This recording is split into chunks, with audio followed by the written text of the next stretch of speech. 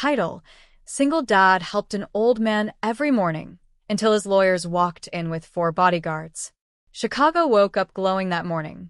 The sky stretched wide and blue above the city, spotless and confident, as sunlight slid down the glass faces of skyscrapers and spilled into streets already alive with motion.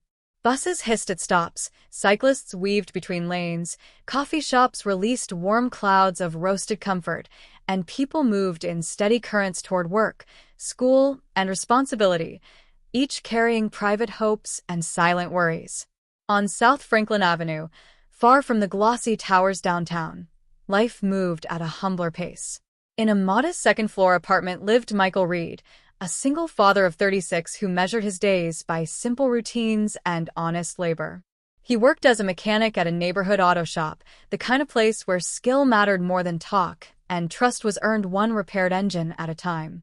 His world was small but meaningful, centered almost entirely around his 10-year-old son, Ethan. Every morning, Michael woke up before his alarm rang. He moved quietly so he wouldn't disturb Ethan, tying his work boots slowly, washing his face with cold water, and starting the kettle. Oatmeal simmered on the stove while he sliced fruit with careful precision, bananas on Mondays, apples on Tuesdays, whatever was affordable and fresh. He packed Ethan's lunch, checked homework folders, and gently nudged his son awake with a calm voice that never sounded rushed, even when money and time were tight. Ethan trusted his father completely. After breakfast, Michael tied Ethan's shoelaces, zipped his jacket, and walked him down the stairs and into the cool Chicago air. They always stopped at the same corner where the yellow school bus waited. Ethan waved from the window until the bus turned the corner, and Michael waved back until it disappeared. Only then did Michael turn around and walk home. Near the entrance of his building stood an old stone bench, cracked and worn smooth by decades of use. Facing the sidewalk, it had become part of the neighborhood's unnoticed furniture, except for one constant presence. An elderly man sat there every morning. His name was Henry Lawson. Michael had first noticed him months earlier, on a rainy morning when gray clouds pressed low over the city. Henry had been struggling to stand up from the bench, his thin walking stick trembling as his hands shook. His coat was old but clean, his shoes polished but worn, and his face carried a gentleness touched by exhaustion. Without thinking, Michael rushed over. "Easy there," he said, steadying the old man's elbow. "I've got you."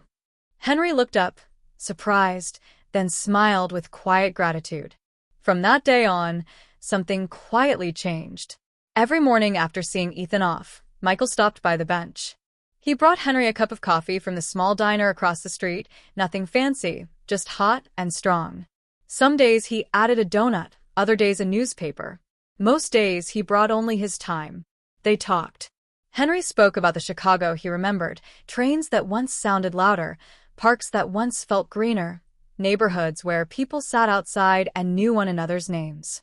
Michael listened carefully, nodding, glancing at his watch but never rushing him. When it was time to leave for work, he always stood, shook Henry's hand, and said, "See you tomorrow." And he always meant it. Michael never asked Henry about his past. Never asked about money, family, or why he spent his mornings alone on a bench. He saw only a lonely neighbor who needed company, and that was enough. As spring arrived, the city filled with fresh energy. Food trucks lined the streets, flowers appeared in window boxes, and laughter floated more easily through the air. Michael's routine stayed the same. Ethan joined in naturally. "Morning, Grandpa Henry," he'd say, waving with bright innocence. Henry's smile widened every time.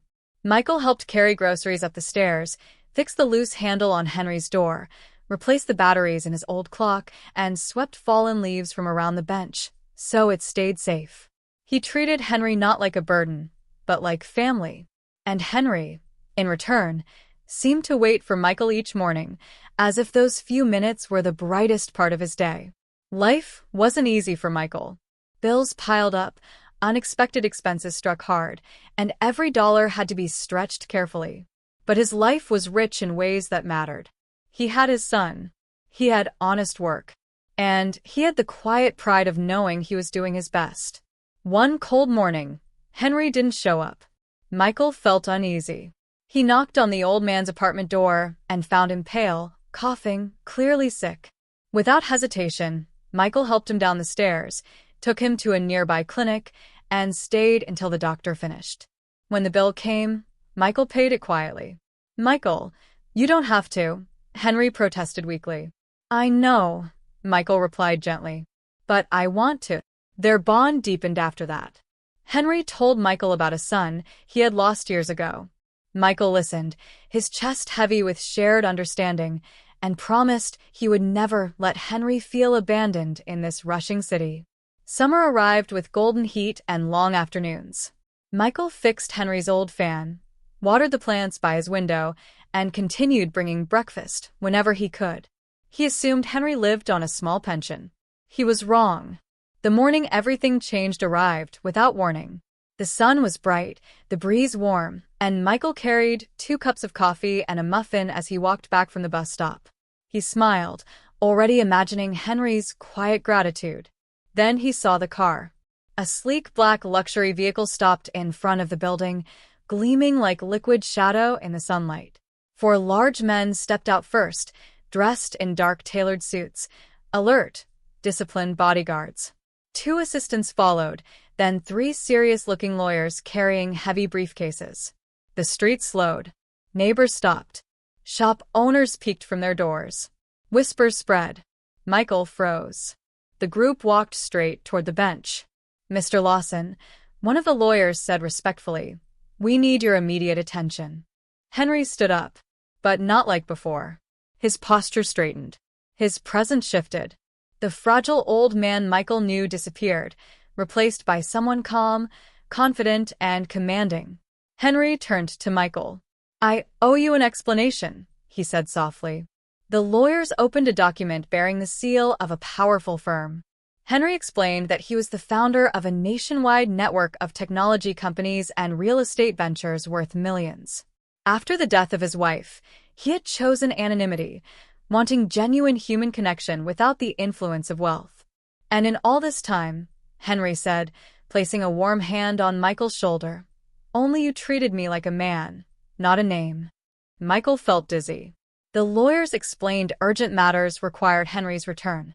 But first, Henry opened another document, his updated will. Gasps rippled through the crowd as Henry announced he was leaving a large portion of his fortune and a fully paid home to Michael and Ethan.